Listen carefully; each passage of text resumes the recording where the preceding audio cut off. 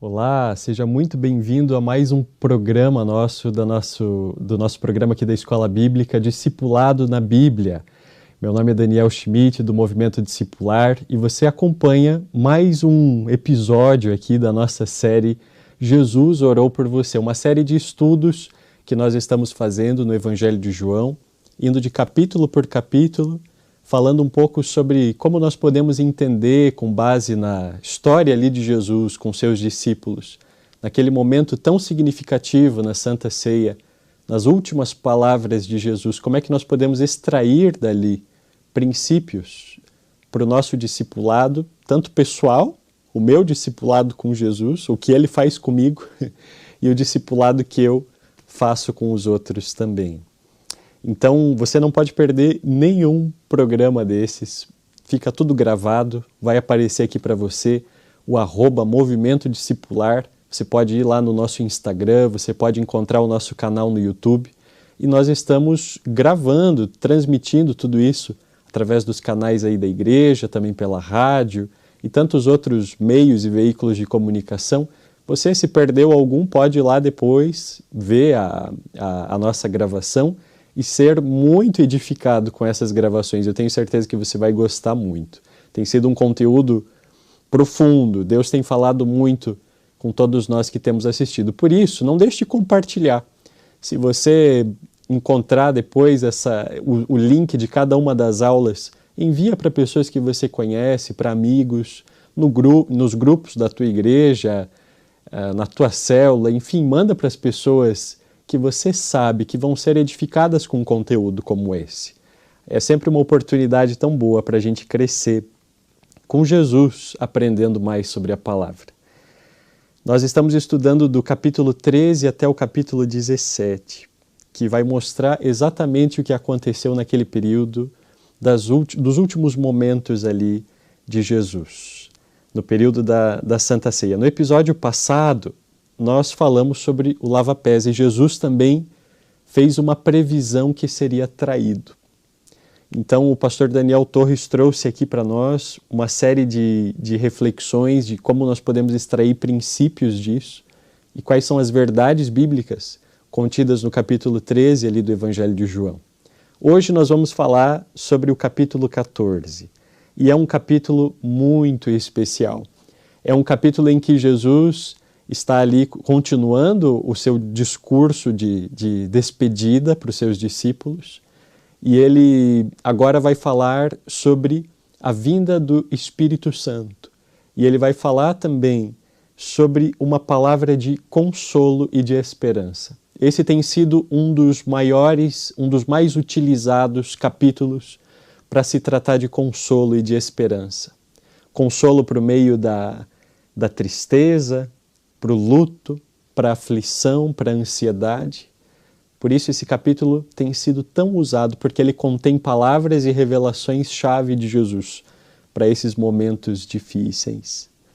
Ele vai apresentar Jesus como o caminho, como a verdade e a vida. E algumas das maiores declarações de Jesus vão estar aqui nesse discurso de despedida que contempla esses capítulos que nós estamos estudando. Então eu quero orar com você para nós iniciarmos esse momento e quero te convidar, te pedir para que você abra o teu coração, para que Deus fale contigo e Deus mostre para você o que nós, dentro dos princípios de discipulado, o que nós podemos aprender sobre discipulado a ser aplicado na nossa vida pessoal e o que nós podemos também aplicar na vida das outras pessoas com o exemplo do nosso discipulador Jesus. Senhor nosso Deus, nós queremos nesse momento entregar essa aula ao Senhor, esse momento de conversa, esse momento de reflexão na Tua Palavra, e nós queremos pedir para que Teu Espírito Santo fale conosco. Nós temos o desejo de entender, Pai, a Tua Palavra, de entender a Tua vontade para as nossas vidas.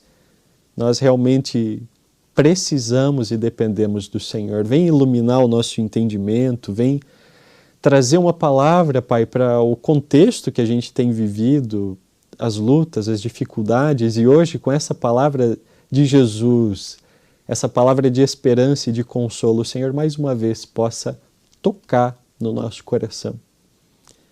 É assim que nós oramos, Pai, no nome de Jesus. Amém. Nós também temos um link aqui para você, que é o link do PIB Curitiba/Jesus.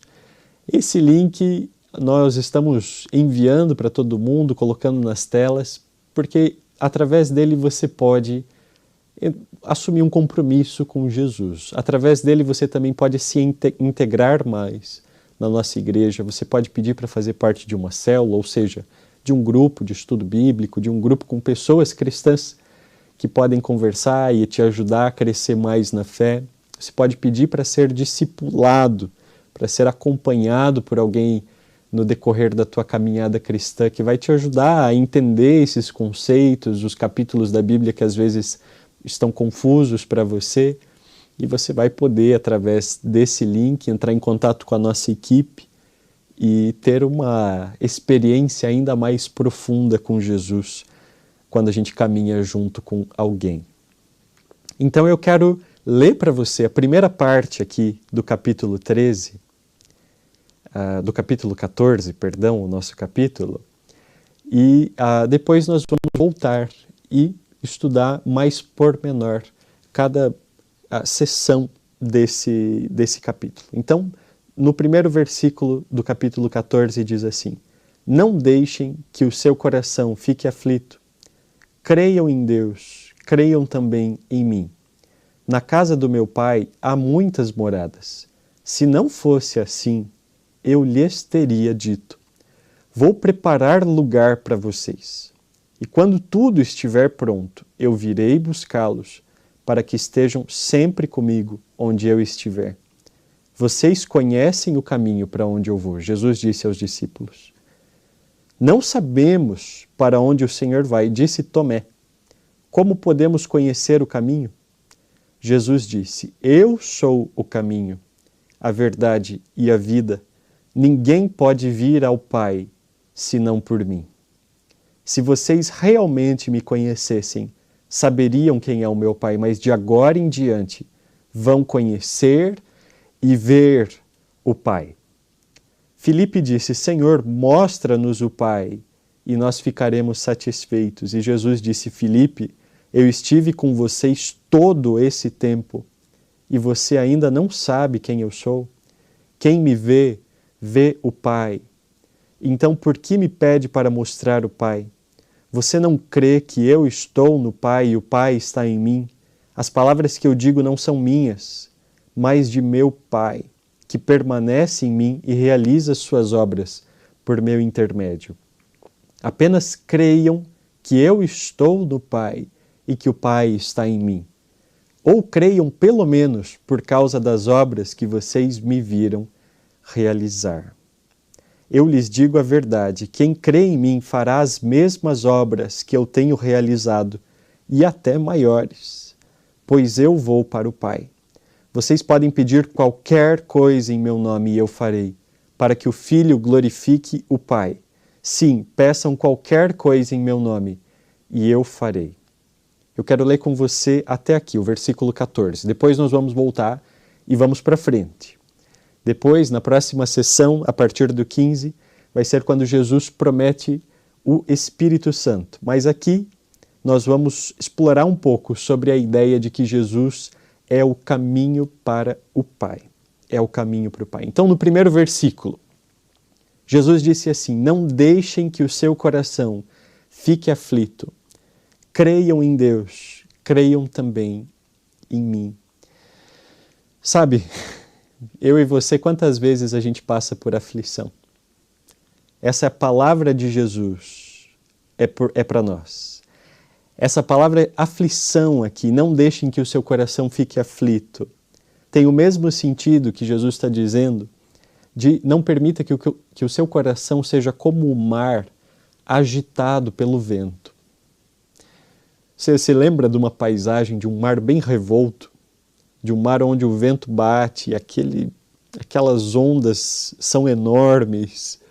E é uma paisagem assim, um pouco assustadora até, né? Se for um dia muito escuro, um dia muito ventoso, com raios, ninguém quer ficar no mar quando tem vento, raios e chuva forte. É um dia de aflição. Se você está num barco, desprotegido, fraco, não tenha o teu coração aflito. Não permita com que o medo tome conta de você. E por que Jesus está falando isso? Porque o que viria agora em seguida são alguns dos dias mais difíceis desses discípulos. Até então eles estavam vivendo com Jesus. E Jesus os livrava de tudo, os ajudava a passar por todas as situações e estava junto com eles. E o foco estava voltado dos inimigos em Jesus. Em Jesus. Mas agora Jesus estava dizendo que ele iria embora. E o foco dos inimigos estaria neles. E aquele grupo era um grupo pequeno. Era um grupo que se via como miserável. Era um grupo que se via como pessoas que não tinham muita capacidade. E eles viam o inimigo deles como alguém forte. Talvez eles não tivessem a compreensão de que lutavam contra forças das trevas, não tivessem essa compreensão total, mas eles conseguiam entender que alguns dos inimigos deles ocupavam posições políticas, alguns dos inimigos deles ocupavam cargos importantes na sociedade, e eles sabiam o quanto isso era real e o quanto a vida deles corria perigo. Eles estavam preocupados com isso. O Senhor estava prestes a sair e o traidor estava pronto para agir. Era uma noite de aflição. E Jesus está dizendo, não fiquem aflitos. Não deixem com que o seu coração se torne como aquele mar agitado pelo vento. Creiam em Deus e creiam em mim. E aqui Jesus está apresentando para nós algo que é oposto ao medo, à aflição, à preocupação. Ele está dizendo que a fé em Deus e que o amor nele são opostos a esse medo e a essa preocupação. Não fiquem aflitos, creiam. Ou seja, as nossas preocupações na vida, elas demonstram descrença, elas demonstram desconfiança do Todo-Poderoso. Se nós confiamos que é o Senhor que nos dirige e que a nossa vida está nas suas mãos, como eu posso pensar? Na verdade é isso que nós dizemos, né? Senhor, se eu estivesse no teu lugar, eu faria diferente. Eu estaria dirigindo a minha vida diferente. Talvez eu iria por um caminho que, ao meu ver, aos meus olhos, é mais seguro. É mais seguro. Então não ande aflito, não alimente o medo, porque o medo está fundamentado em cima da desconfiança. Ele está fundamentado em cima da incredulidade. E quando nós temos uma fé dedicada, uma fé centrada, uma fé intensa em Jesus, nós podemos descansar, sabendo que o mar pode se agitar, mas o Senhor está dormindo na tempestade. Nós não precisamos falar, não te importa que nós vamos morrer, nós podemos descansar, sabendo que Ele está conosco na tempestade. Depois no versículo 2, Jesus vai dizer assim, na casa do meu Pai há muitas moradas. Se não fosse assim, eu teria dito para vocês, eu vou preparar um lugar para vocês. Nesse texto, muita gente tem confusão, né? Muita gente não entende o que Jesus quer dizer com isso. Eu estava lendo alguns comentários bíblicos e esse entendimento me chamou muito a atenção. Que é uma ideia, a casa do Pai, a casa de Deus, ter muitas moradas, traz uma ideia de que existe espaço suficiente para todos, que a graça alcança a todos e que o palácio de Deus pode acomodar qualquer número imaginável de filhos. Então, talvez aqueles discípulos estivessem preocupados, aflitos, pensando, Senhor, será que tem lugar para mim nesse céu? Eu acho que sou o pior de todos Eu posso até crer e me arrepender, mas existem tantos outros melhores do que eu. Será que eu não perdi o meu lugar para esses? Será que eu, por ser dessa maneira, vou ser comparado aos outros e por alguma razão eu deva ficar para trás, eu deva ser descartado? E Jesus está dando uma ideia de aconchego, dizendo: existe lugar para todos, a graça alcança a todos. Existem muitas moradas, muitos cômodos nesse palácio de Deus e pode abrigar todos os filhos. Jesus continua e diz: quando tudo estiver pronto, eu virei buscar vocês, para que vocês estejam sempre comigo, onde eu estiver. E olha só que maravilhosa essa escolha das palavras de Jesus. Para que vocês estejam sempre comigo. Para que vocês estejam sempre comigo. O desejo de Jesus é estar sempre conosco. Ele estava dizendo que ele iria morrer e ressuscitar. Por quê? Porque ele iria preparar um lugar. E quando tudo estivesse pronto, ele viria buscar os seus para estarem sempre com ele, aonde ele estiver. Por que Jesus tem esse desejo? Porque ele tem essa vontade de estar sempre com você. É fato. Ele está dizendo aqui na palavra. E você pode se apropriar disso. São palavras de Jesus para você.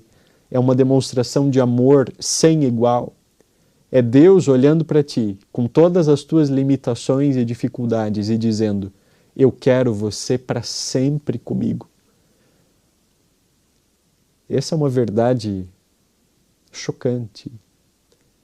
Quando nós pensamos no contexto do discipulado, que nós lidamos com pessoas, que nós caminhamos juntos com todos os tipos de situações, de pessoas que já passaram por tudo, por pessoas que pensam que são o lixo da sociedade muitas vezes e que não existe esperança para elas.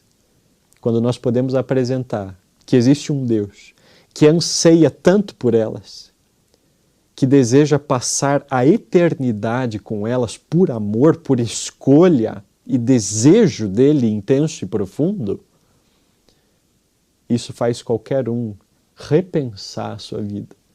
Isso faz qualquer um repensar o seu próprio valor. Porque, meus irmãos, eu sei que eu e você, nós, se colocarmos numa balança, nós temos muitos pecados de um lado e poucas obras boas do outro. Se nós pedíssemos justiça e que Deus nos desse o que nós merecemos e que nós fôssemos, enfim, que houvesse justiça sobre nós, nós receberíamos castigo.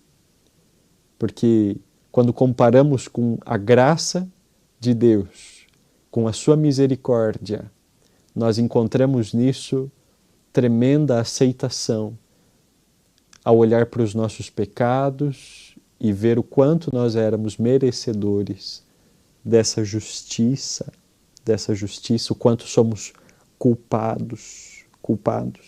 E quando alguém assim encontra esse Deus, a vontade que nós temos é de viver para sempre para Ele. A vontade que nós temos é de entregar a nossa vida para sempre a Ele. Por isso, demonstrar que Deus é esse Deus perseguidor que nos envolve, que nos deseja intensamente, para sempre, é tremendo e deve estar presente também no nosso discipulado. Esse nosso olhar de que na casa do Pai existem muitas moradas, que existe espaço para todos. Nós não precisamos ter medo de, enfim, escolher a pessoa errada. Esse é um trabalho do Espírito Santo. Nós precisamos anunciar a todos, porque existe espaço para todos. E Jesus diz: vocês conhecem o caminho para onde eu vou. E sabe, daí agora Tomé vai olhar para Jesus e vai comprovar algo que entristeceu a Jesus. Tomé vai dizer para ele: Senhor, como é que a gente pode conhecer esse caminho? Como é que a gente pode conhecer esse caminho? Eles não compreendiam o que Jesus falava. Como nós podemos conhecer o caminho? Você está indo para algum lugar, eles podiam até suspeitar da morte de Jesus, mas eles ainda não entendiam que isso iria acontecer agora. Eles não entendiam. Então, para onde você está indo, Jesus? Nos diga, porque a gente não conhece o caminho. Se eu não sei para onde você vai, para qual cidade você está indo, eu não sei qual estrada eu vou pegar. E Jesus diz uma declaração maravilhosa.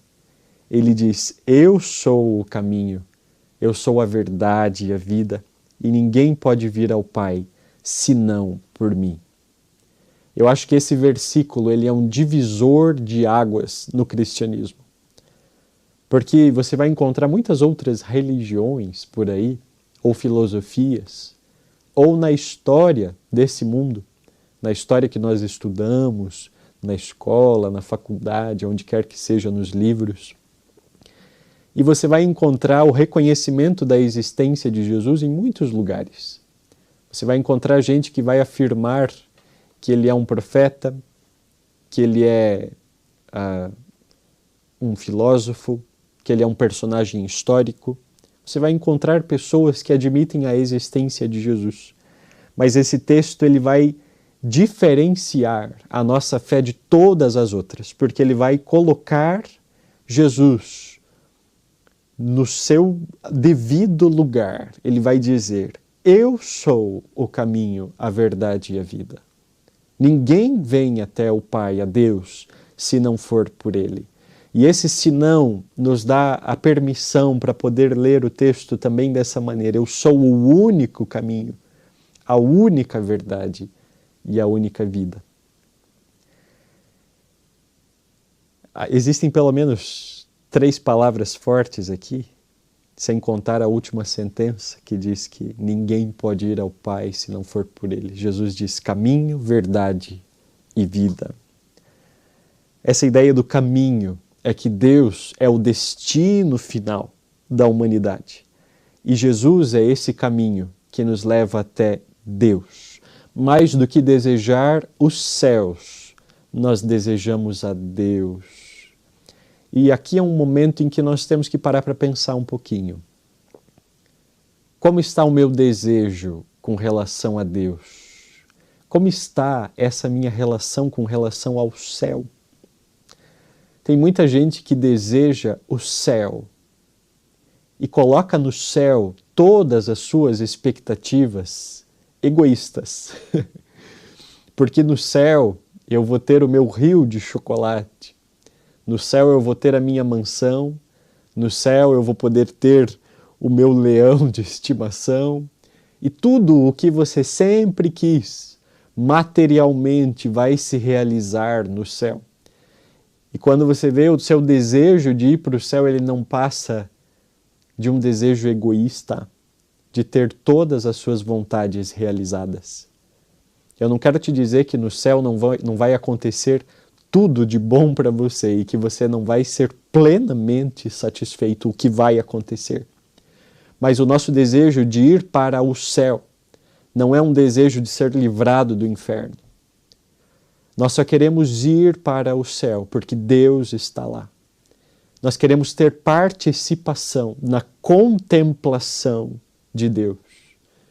O desejo de ir ao céu se resume num desejo de contemplar e adorar a Deus pela eternidade e não de ficar livre das chamas do inferno, da pobreza, da fome para sempre. Também são desejos muito bons e positivos esses, mas não são a razão de nos levar até o céu, de nós trilharmos esse caminho que é Jesus. Jesus é o caminho ao Pai e não ao céu. E nós devemos amar a Deus com todas as nossas forças nesse caminho. Esse caminho ele representa sangue e salvação. Ele representa um bloqueio que foi tirado para que houvesse possibilidade de um caminho novo ser trilhado. Ele representa algo que antes não poderia ser alcançado, mas que agora existe um caminho. Representa uma ponte sobre um abismo. É um caminho de transformação espiritual. E Jesus também é a verdade, a gente pode dizer a única verdade. E ele é a revelação perfeita de Deus. É a combinação de tudo o que nós precisamos saber, crer e ser. Saber, crer e ser. A verdade, a verdade. A compilação do conhecimento necessário para se ter uma vida em abundância. Em abundância. O que iria nos levar já ao terceiro ponto, mas eu quero falar um pouco mais sobre a verdade com você. Nós vivemos em tempos em que a verdade é pregada como relativa. Aonde quer que a gente vai, existe um discurso para que se tenha tolerância com todos os tipos de crenças e com todos os tipos de ideias e filosofias. Porque todas essas filosofias e ideias podem estar certas ao mesmo tempo. Simplesmente porque a verdade é relativa para cada um. Não importa o que você crê. Creia em algo e seja feliz. Esse é o discurso que é falado para nós. O que importa é você ter a sua verdade. O que importa é que você tenha a sua.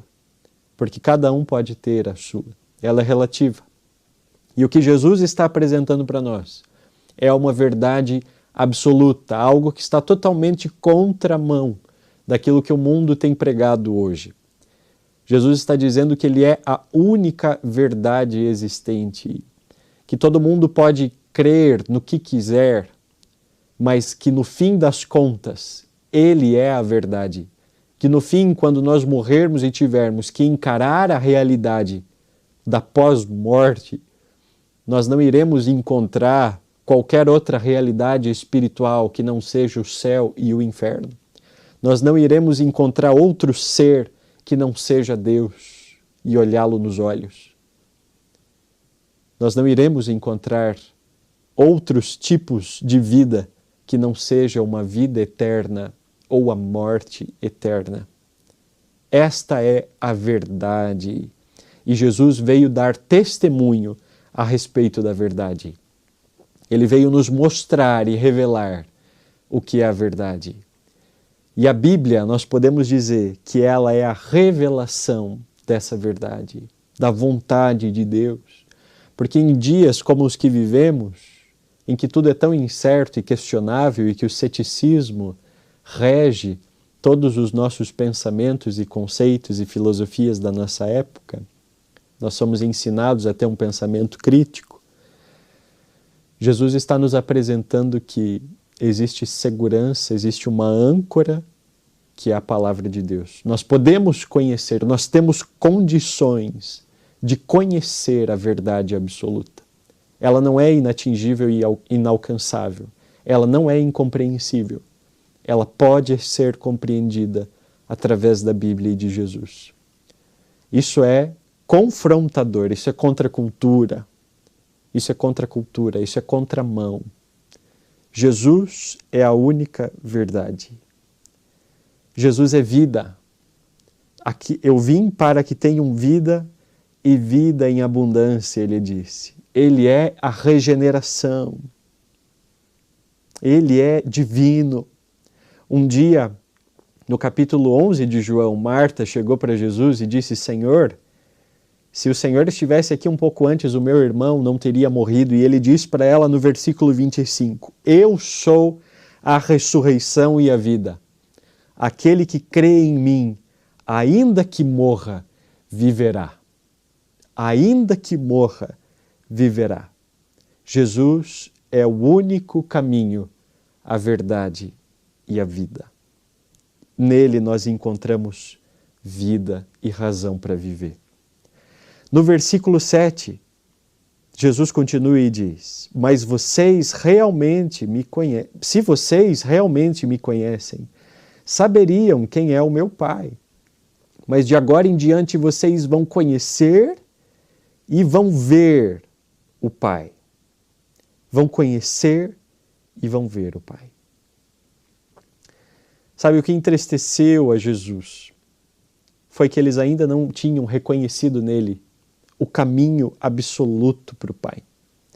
E Jesus é a revelação perfeita e suprema de Deus. Até então, eles estavam vindo até o Pai inconscientemente, vivendo no Pai por intermédio de Jesus. Mas agora, eles precisariam fazer isso conscientemente. Eles não entendiam. Eles não entendiam tanto que Filipe vai dizer no próximo versículo: Senhor, então nos mostra o Pai e a gente vai ficar satisfeito. Eles não compreendiam que Jesus era o Pai, que ele era a revelação perfeita do Pai, a imagem do Deus invisível, a imagem visível do Deus invisível. Eles não entendiam tanto isso que Filipe disse: então nos mostre o Pai. Mas Jesus diz: de agora em diante, vocês vão ver e conhecer o Pai. Vocês vão ver e conhecer. Essa ideia de que Jesus imediatamente iria passar por uma auto-revelação, que teria início na cruz, mas chegaria à sua perfeita ressurreição, ascensão e glorificação como o Senhor Jesus. Ele seria revelado plenamente. E agora, o sinal máximo seria dado a todos os seus discípulos. O sinal perfeito para que todos pudessem entender de uma vez por todas que Ele e o Pai são um. Que quem vê a Ele, vê o Pai. A partir de agora, Jesus vai ser conhecido assim, como Deus, e vai ocupar o seu lugar de direito. Até então estava tudo misturado, eles não compreendiam com perfeição. Jesus estava falando: ei, eu sou um com o Pai, vocês ainda não entendem? E Filipe: mostra-nos o Pai, mostre-nos o Pai, e nós ficaremos satisfeitos, pedindo ainda assim mais comprovações e sinais. Você sabe que a gente é muito contagiado pela cultura popular, pelas séries que a gente assiste, pelos filmes. E um dia eu estava assistindo alguns episódios de uma série chamada Vikings. E nessa série ela apresentava os vikings, aqueles guerreiros nórdicos no período de uma invasão à Inglaterra, no período das descobertas náuticas dos vikings. Mas eles apresentam o cristianismo de uma maneira repugnante. Eles apresentam os monges e todos os intelectuais cristãos da época como pessoas ignorantes. E a visão que eles trazem na série é como se todos aqueles deuses nórdicos fossem infinitamente superiores e mais fortes do que o Deus cristão. Claro que eles estão trazendo a cosmovisão nórdica. A série está sendo contada a partir das lentes dos nórdicos, dos vikings, e não dos cristãos. E era assim que eles os enxergavam. Eles olhavam para Cristo numa cruz e pensavam: que Deus fraco. Eles olhavam para os seus deuses nórdicos, musculosos, segurando martelos nas mãos, que controlam os raios, que controlam os mares, os responsáveis por todas as catástrofes. Eles temiam seus deuses como deuses irados e bravos e olhavam para Cristo na cruz, quando chegaram na Inglaterra, e o acharam ridículo. Olharam para ele, o acharam fraco. Mas um dia, assistindo uma pregação, ouvi uma frase que achei magnífica. E o pregador disse: Deus flexiona o seu músculo. Ele mostra que ele é forte, morrendo numa cruz. Todos aqueles deuses nórdicos não faziam nada. Eles ficam sentados lá nos seus tronos bebendo e guerreando, mas o nosso Deus, Ele é um Deus que está disposto a morrer e vencer a morte e ressuscitar. De maneira alguma, a imagem do nosso Deus, do nosso Jesus, é de uma aparência de fraqueza, é de uma aparência de impotência. Por isso, nesse momento, os discípulos estavam passando por algo que eles achavam que seria o fim. Eles pensaram que, de repente, estavam no declínio daquilo que haviam vivido com Jesus. Todas as forças maiores do governo estavam perseguindo eles. Estava tudo indo para as ruínas.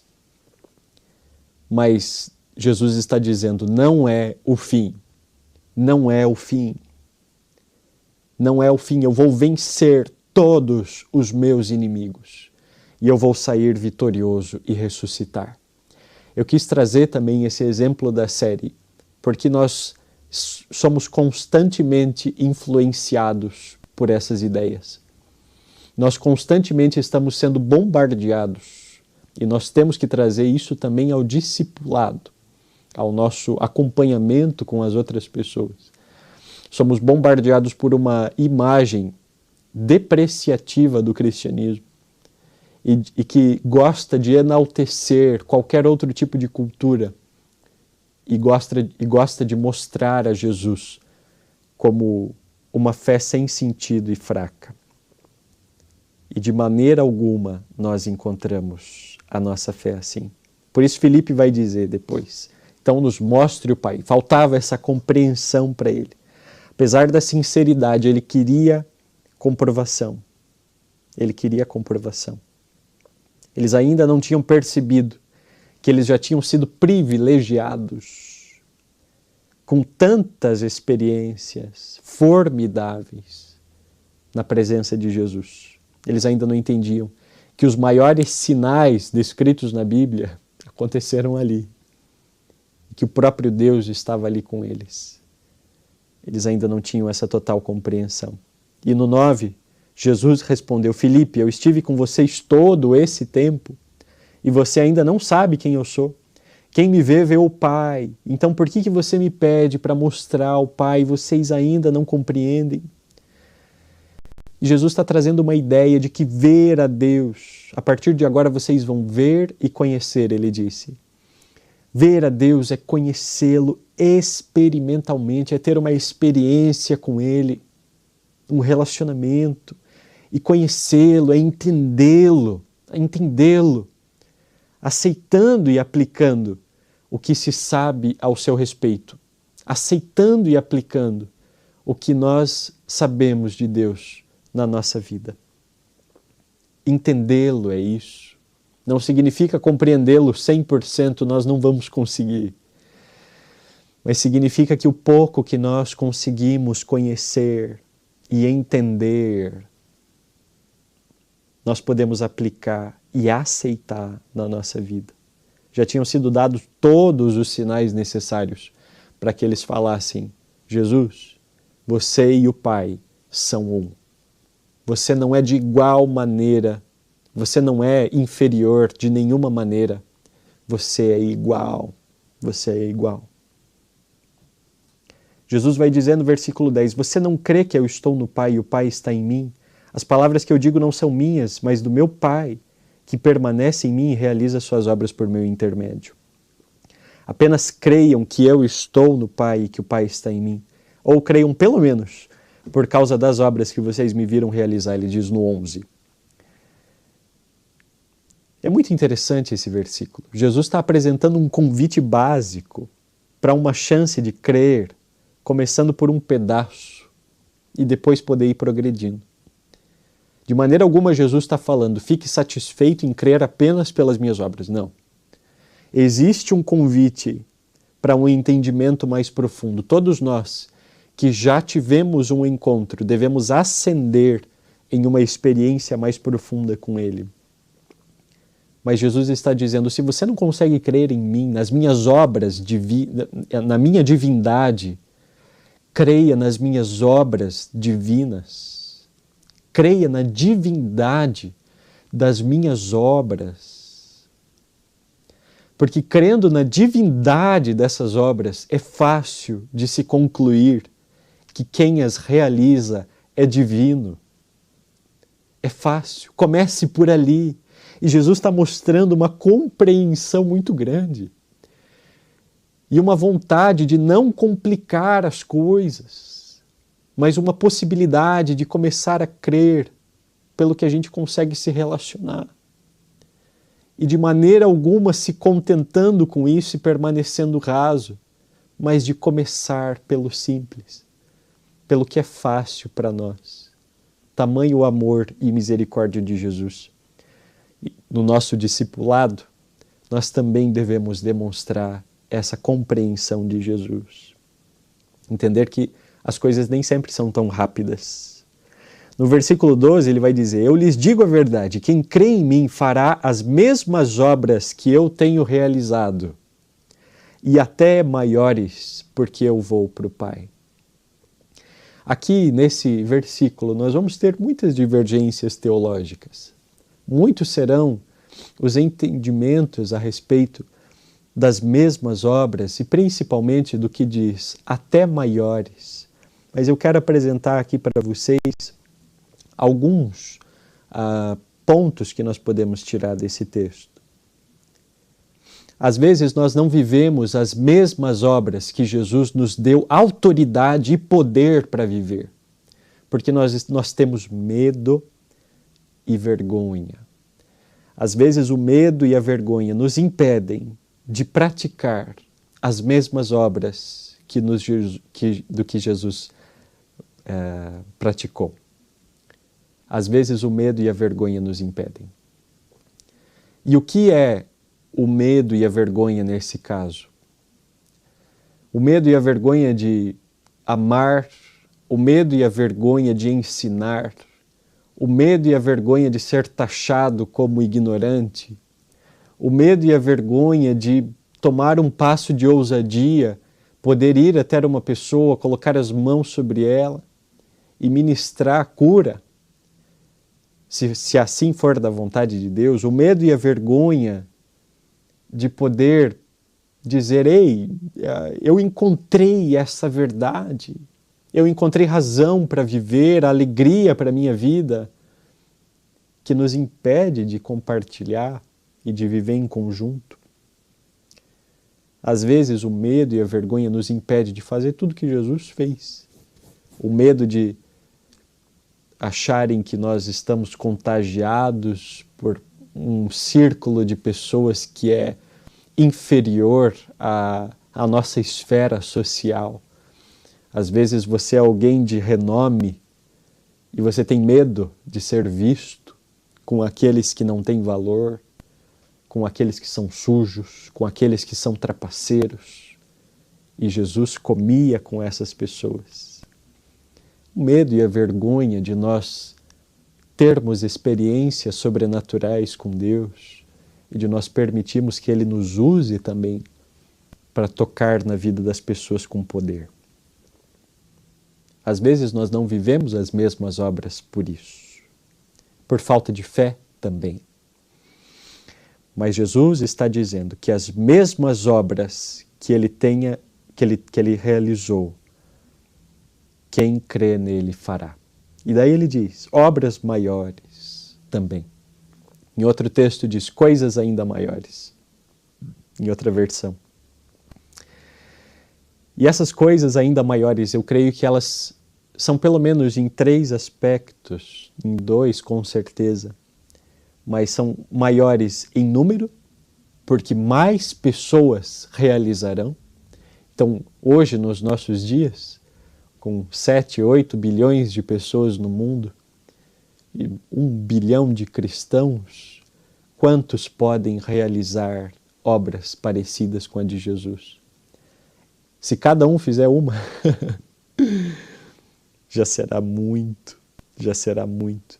Então, quanto ao número, é possível realizar obras maiores. Quanto à geografia, Jesus estava ali naquele pedaço específico do Oriente Médio, da região da Palestina, de Israel. E agora, o mundo inteiro seria possível seria campo para se realizar essas obras. Então, obras ainda maiores.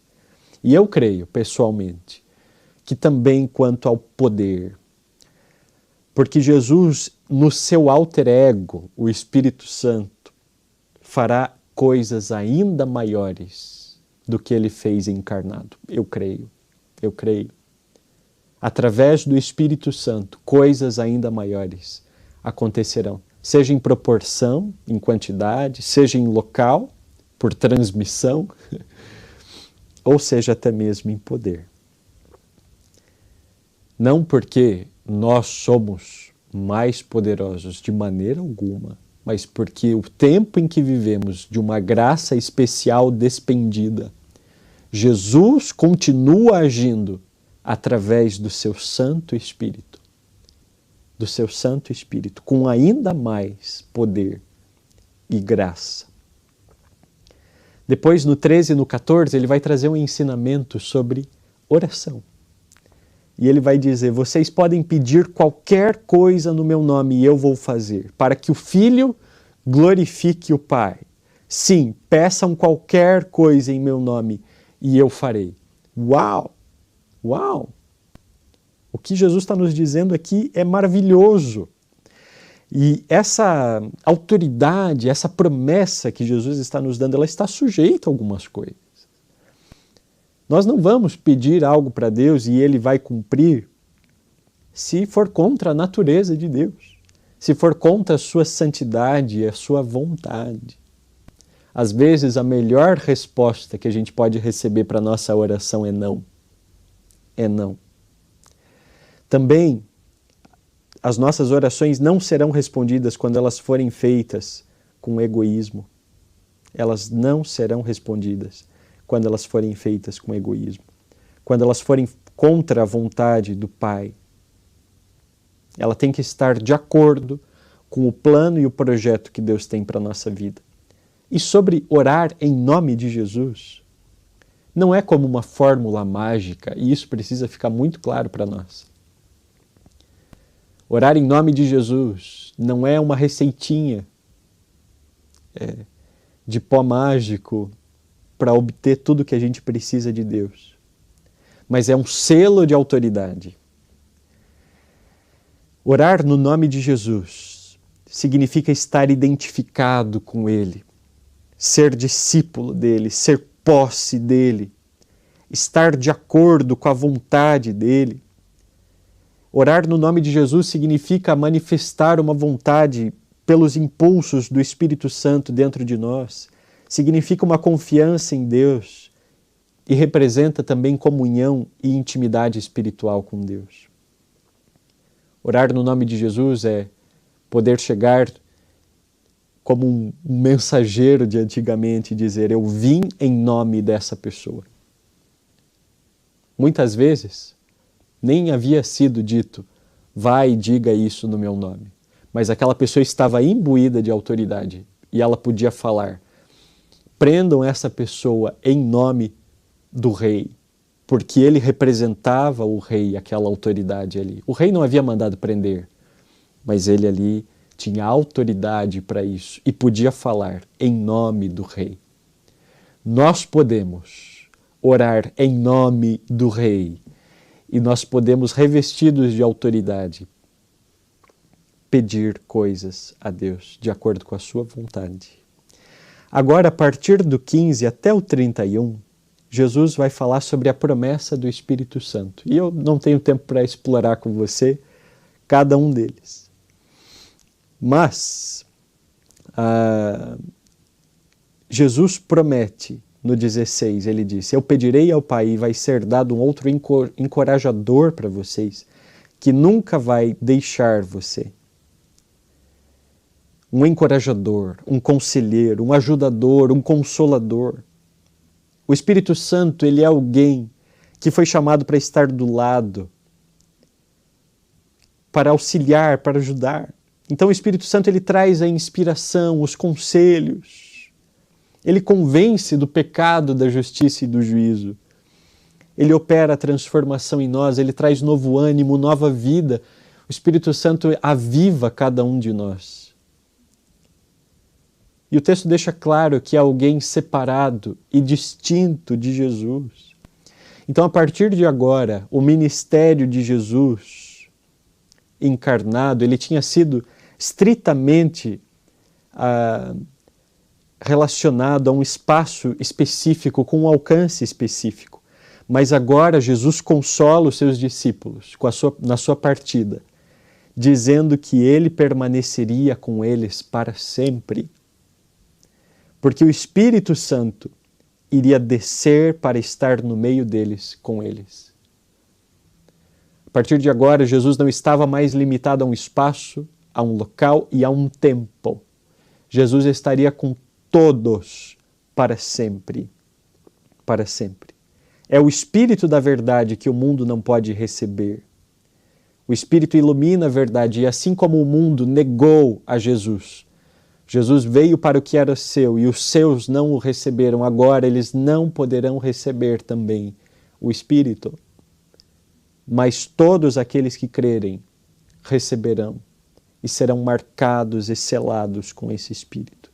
E ele vai dizer no 18, eu não deixarei vocês órfãos, eu voltarei para buscar vocês. Que lindo, que verdade maravilhosa.